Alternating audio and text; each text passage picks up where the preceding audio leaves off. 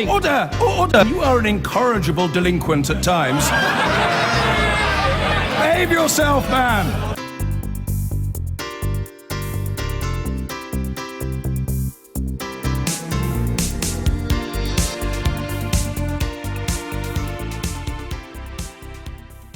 Right, because amongst all the Brexit banter, there's also another story. It's on the front page of the Sunday Express. It's something slightly different. I'm going to show you a picture. I want my 3-year-old at home to look away. In fact, all 3-year-olds everywhere look away. Those are sensitive dispositions. This is our next guest, Sir Ranulph Fiennes, and he's holding a fox he found in his garden that had been maimed by a hunt and indeed went on to die. He's here to campaign against what is the chatter of the Tories repealing the ban on fox hunting. Robert. Now, I'm delighted to be joined by arguably the UK's bravest explorer, Ranulph Fiennes. But you're doing something super brave, Sir Ranulph, which is you're taking on Theresa May. Why?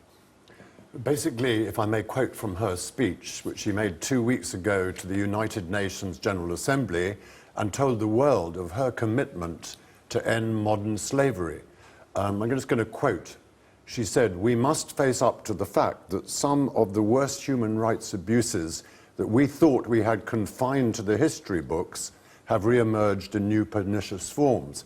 In the UK, I am setting up the first ever government task force for modern slavery to drive all our efforts against this cruel exploitation." Now, what you want, as I understand it, is the Tory party to drop its commitment to have another vote to end the fox hunting ban. What's the relevance of the human rights issue to foxes? Well, I'm not saying that she's being hypocritical. Of course I wouldn't say that. But she's being disingenuous and inconsistent at the same time as saying what I've just quoted, to encourage the re-emergence of another abuse which we definitely thought had been confined to the history books, which is without a doubt, to quote her, cruel exploitation. You're a countryman. Why does the fox hunting ban matter to you? Well, because I've seen the results of it, okay? So talk to me about that. To go out on horseback, jumping over fences, etc., is great. I encourage it.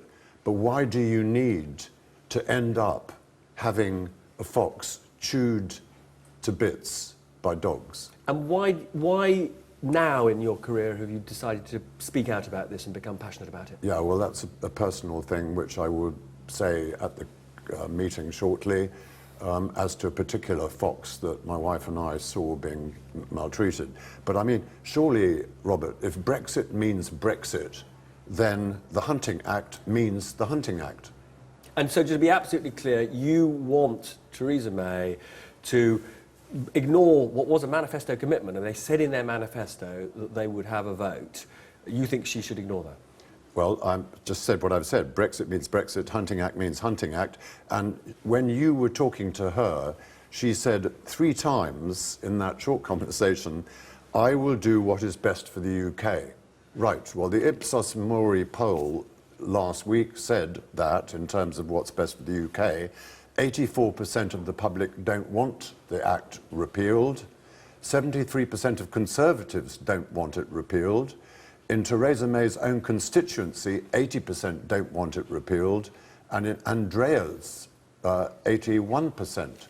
So surely we already know what is best for the UK in terms of the vote. Well, as I say, you're a courageous man. You're bringing this argument into the heart of the Tory party. You're about to speak to some Tory delegates, and it'll be fascinating to see whether they are on your side or whether you feel a bit like the foxes you're trying to protect. Very nice to see you.